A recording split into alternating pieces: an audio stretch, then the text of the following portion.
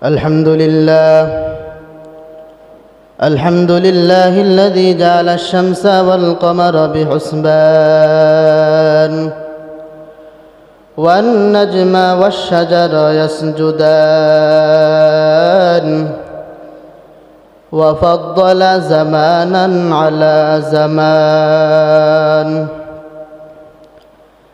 كما فضل مكانا على مكان وإنسانا على إنسان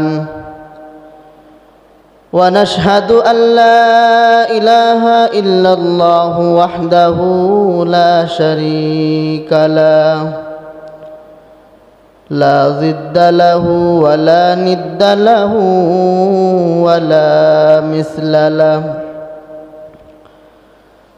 ونشهد أن لا إله إلا الله وحده لا شريك له ونشهد أن سيدنا وسندنا وحبيبنا وحبيب ربنا وطبيبنا وطبيب قلوبنا ومولانا محمدا عبده ورسوله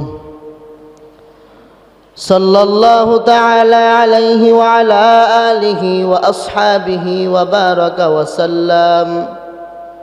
وبارك وسلم تسليما كثيرا الذي أرسله الله تعالى بالحق بشيرا ونذيرا وداعيا إلى الله بإذنه وسراجا وقمرا منيرا عما بعد فأعوذ بالله من الشيطان الرجيم بسم الله الرحمن الرحيم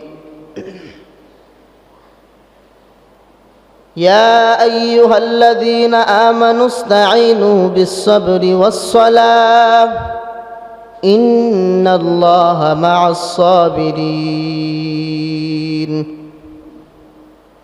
قال النبي صلى الله عليه وسلم أول ما يحاسب به العبد يوم القيامة الصلاة أو كما قال النبي عليه الصلاة والسلام شكر إدور الشريف اللهم صل على محمد وعلى آل محمد كما صليت على إبراهيم وعلى آل إبراهيم إنك حميد مجيد اللهم بارك على محمد وعلى آل محمد كما باركت على إبراهيم وعلى آل إبراهيم إنك حميد مجيد আলহামদুলিল্লাহ মহান আল্লাহ রাব্বুল আলামিনের দরবারে শুকরিয়া যে আল্লাহ রাব্বুল আলামিন আমাকে আপনাকে মহান আল্লাহ রাব্বুল আলামিনের ঘরে আসা বসা কিছু দিনই কিছু কথা শোনা এবং মানার তৌফিক দান করছেন তাই শুকরিয়া জ্ঞাপন করি আলহামদুলিল্লাহ।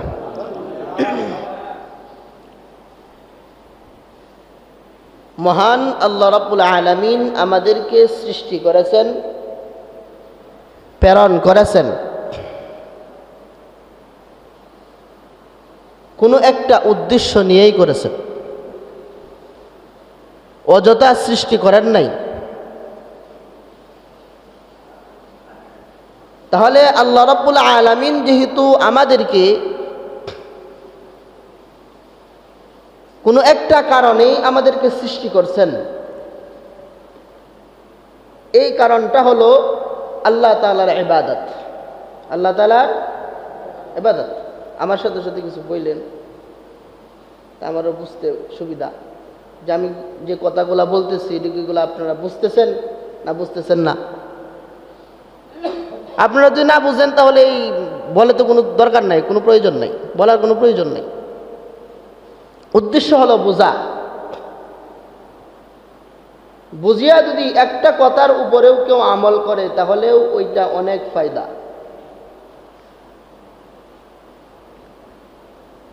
তাহলে আল্লাহ রাব্বুল আলামিন আমাদেরকে প্রেরণ করছেন, কারণ হলো একটা, আল্লাহ তাআলার ইবাদত। অযথা সৃষ্টি করেন নাই, অহেতুকভাবে আল্লাহ রাব্বুল আলামিন সৃষ্টি করেন নাই। অযথা যেহেতু সৃষ্টি করেন নাই, অহেতুক সৃষ্টি করেন নাই, বান্দার দুনিয়াতে আসার পরেই তার একটা হলো কাজ আল্লাহ তাআলার ইবাদত। বান্দা এবং আল্লাহর মাঝখানে এই দুইজনের সম্পর্ক হলো ইবাদত। সম্পর্ক কি? বান্দা এবং আল্লাহ তাআলার মাঝখানে সম্পর্ক কি? ইবাদতের সম্পর্ক। এখন যদি আমার ইবাদতই না থাকে, তাহলে আল্লাহ রাব্বুল আলামিনের সাথে কি আমার বন্ধন রইছে না গেছে? হ্যাঁ, বন্ধন আছে? আমার বন্ধন নাই। তাহলে যেই কারণে আল্লাহ পাঠাইলেন ওইটাই যদি আমার না হয়, তাহলে দুনিয়াতে আসা লাভটা কি? সর্বপ্রথম মানুষ তার ইবাদতের জন্য ঈমানটাকে খালেস করবে। কি করবে? ঈমানটাকে সহি করবে, খালেস করবে। প্রথম তো আপনার ঈমানের প্রয়োজন। ঈমান ছাড়া তো আমল কবুল হবে না। এর জন্যই আল্লাহ রাব্বুল আলামিন ডাক দিচ্ছেন, ইয়া আইয়ুহাল্লাযীনা আমানু। কাদেরকে ডাক দিচ্ছেন? ঈমানদারদের। কাদেরকে? ঈমানদারদেরকে সুন্দর করে ডাক দিচ্ছে। হ্যাঁ ঈমানদারেরা, হে আমার বন্ধু। কেউ যদি কারো বন্ধু হয় তাহলে তাকে সুন্দর করে ডাক দে। আল্লাহ রাব্বুল আলামিন সুন্দর করে ডাক দেয়া কয়, ইয়া আইয়ুহাল্লাযীনা আমানু। যাকে যেইভাবে ডাক দেন, যাকে ডাক দেওয়া হয় একটা উদ্দেশ্য সম্পর্কে, একটা উদ্দেশ্য নিয়ে ডাক দেওয়া হয়, এমনি ডাক দেয় না। কুরআনের ভিতরে আল্লাহ রাব্বুল আলামিন অনেক জায়গার ভিতরে ডাক দিবেন, ইয়া আইয়ুহান নাস। আবার অনেক জায়গায় আল্লাহ রাব্বুল আলামিন ডাক দিয়ে বলছেন, ইয়া আইয়ুহান নাবিয়্যু।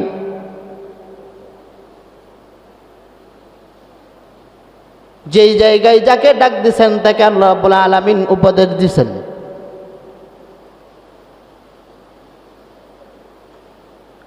আঠাশ নম্বর পারার 20 নম্বর পৃষ্ঠার ভিতরে আল্লাহ রাব্বুল আলামিন পয়গম্বরকে ডাক দিয়ে বলতেছেন, ইয়া আইয়ুহান নাবিয়্যু জাহিদিল কুফারা ওয়াল মুনাফিকিনা ওয়াগলুয আলাইহিম। এ পয়গম্বর, আপনি জাহিদ, কুফরদের বিরুদ্ধে আপনি যুদ্ধ করেন, তাদের প্রতি আপনি কঠোর হন। সাবধান, নমনীয় হইবেন না, কঠোর হন, তাদের প্রতি আপনি কঠোর হয়ে যান। ওয়াগলুয আলাইহিম ওয়া মাওয়াহুম জাহান্নাম। তাদের স্থানটা হবে জাহান্নাম। তাদের স্থান কোথায়? জাহান্নাম।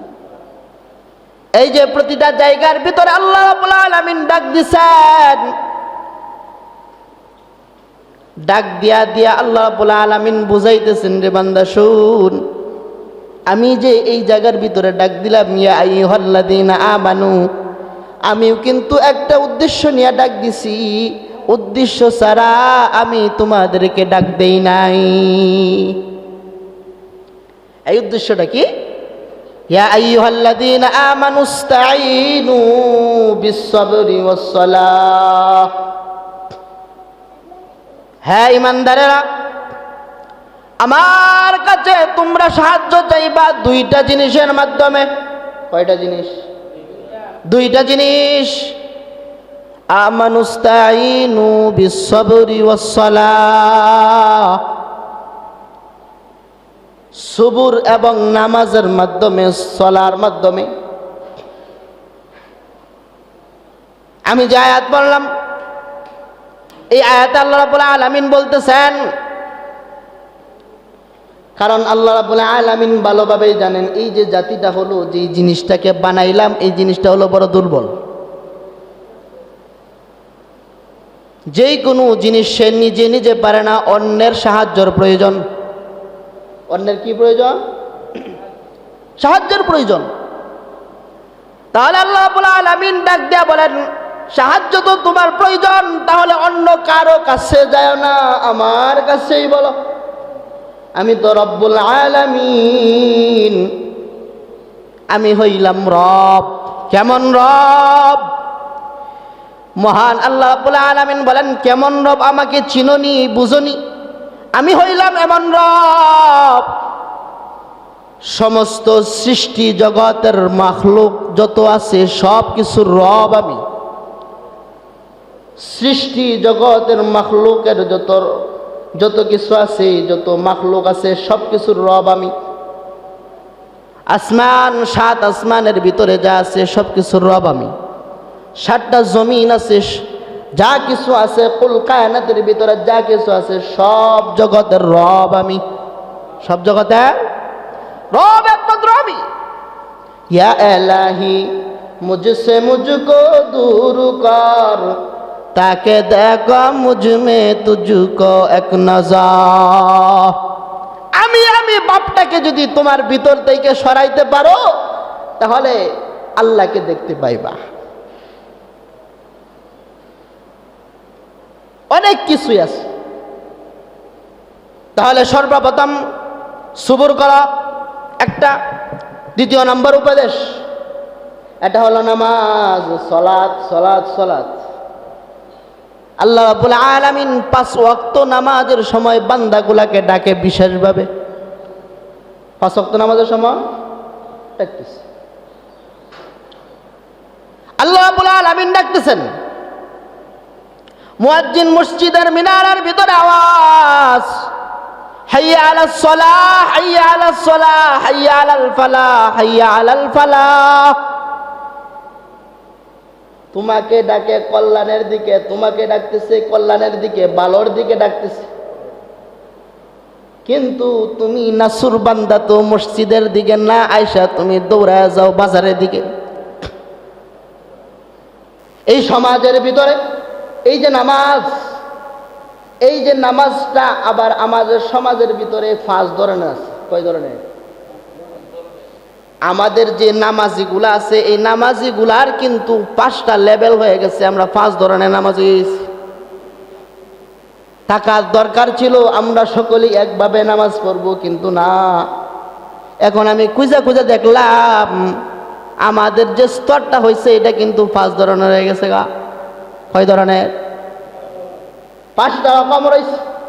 1 নাম্বার, আমাদের সমাজের ভিতরে দেখলাম কিছু কিছু নামাজি আছে, এরা হইল অনিয়মিত নামাজি। কি নামাজি? অনিয়মিত নামাজি। এরা নিয়মিত নামাজ পড়ে না। আবার কিছু কিছু মানুষ দেখবেন 1 ওয়াক্ত পড়লে 2 ওয়াক্ত পড়ে না, 2 ওয়াক্ত পড়লে 3 ওয়াক্ত পড়ে না। আবার কিছু কিছু মানুষ দেখবেন সারা সপ্তাহ খবর নাই, জুমার দিন আইসা বলবে লাব্বাইক হুজুর। এই যে লাব্বাইক কয়ে গেছে, আর খবর নাই। আবার আরেক সপ্তাহে আবার সে তার খবর, হুজুর হাজির। এই যে সারা সপ্তাহে তোমার 5 ওয়াক্ত নামাজ প্রতিদিন গেল, তোমার কোনো খবর নাই। আবার আরেক দল নামাজে আছে, এরা দেখবেন সারা বৎসরে খবর নাই, ঈদের মাঠের মধ্যে আইসা বলবে লাব্বাইক হুজুর। 2 ঈদের নামাজ, বছরের নামাজ। এরা কি বছরের নামাজ? কিছু আছে সাপ্তাহিক নামাজি, এরা খালি সপ্তাহের নামাজ দিকে রেগুলার হয়ে যায়। এই যে নামাজগুলা পড়লো, এটার একটা দিক হলো খারাপই আছে, আর একটা দিক হলো সে যে নামাজি পড়ছে একটা লাভ আছে, একটা লস আছে। একটা লাভ আছে, একটা কি আছে? লস আছে। লাভটা হইল সে যে নামাজটা পড়লো, এই নামাজের গুনাহ থেকে বাঁচছে। নামাজ পড়ার দ্বারা থেকে হয়েছে, সে যে নামাজটা পড়ছে এই নামাজের গুনাহ থেকে বেঁচে গেছে। আরেকটা লস আছে, লসটা হইল এক ওয়াক্ত নামাজ যদি কেউ ছেড়ে দেয়, এক ওয়াক্ত নামাজ যদি ইচ্ছা করে ছেড়ে দিছে, আল্লাহ রব্বুল আলামিন তার জন্য দুজক রাখছেন কেমন 80 হুকবা, কয় হুকবা? খাজা কয়রাও যদি এরপরেও সে 1 হুকবা পরিমাণ পড়বে, কয় হুকবা?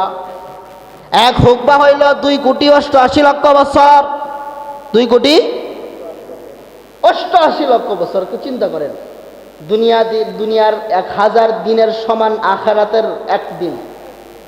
আখিরাতে এই যে 2,88,00,000 বছর তুমি জাহান্নামে পড়বা, দুনিয়াতে তো একটু আগুনের আলসা তুমি সহ্য করতে পারো না।